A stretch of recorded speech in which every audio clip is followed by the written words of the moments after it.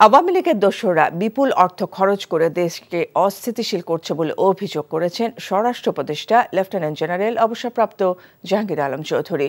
পদত্যাগের গুঞ্জন উড়িয়ে তিনি দাবি করেন, দায়িত্ব নেয়ার পর দেশের আইনশৃঙ্খলা পরিস্থিতির উন্নতি হয়েছে। রোববার মধ্যরাতে জরুরি এক সংবাদ সম্মেলনে এসব কথা বলেন তিনি। এদিকে দেশের চলমান আইনশৃঙ্খলা পরিস্থিতিতে রাতেই স্বরাষ্ট্র উপদেষ্টার পদত্যাগ দাবি করেছেন শিক্ষার্থীরা। নাজিবুর রহমানের রিপোর্ট।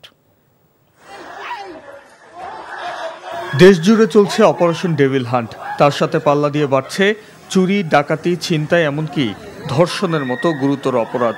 এমন বাস্তবতায় স্বরাষ্ট্র উপদেষ্টার অপসারণের দাবিতে ঢাকা বিশ্ববিদ্যালয় ক্যাম্পাসে মধ্যরাতে বিক্ষোভ মিছিল করে শিক্ষার্থীরা। মধ্যরাতের পর বারিধারা ডিওএইচএস এর নিজ বাসভবনে জরুরি সংবাদ সম্মেলন ডাকেন স্বরাষ্ট্র উপদেষ্টা অবসরপ্রাপ্ত লেফটেন্যান্ট জেনারেল জাহাঙ্গীর আলম চৌধুরী।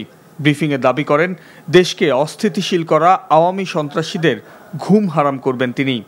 আপনাদের সামনে দ্বার্থহীনভাবে বলতে চাচ্ছি, আমি এই আওয়ামী যারা এই কাজগুলি করতেছে তাদের আমি ঘুম হারাম করে দিব এবং তারা কোথাও কোনো স্থান পাবে না।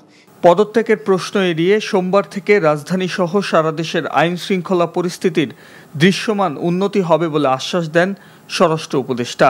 তারা আমার যেই কারণে পদত্যাগ করতে বলে ওই কারণগুলি যদি আমি উন্নতি করে নিতে পারি তো তার কোনো পদত্যাগের প্রশ্ন না। তারা চাচ্ছে আইন শৃঙ্খলা পরিস্থিতি উন্নতি।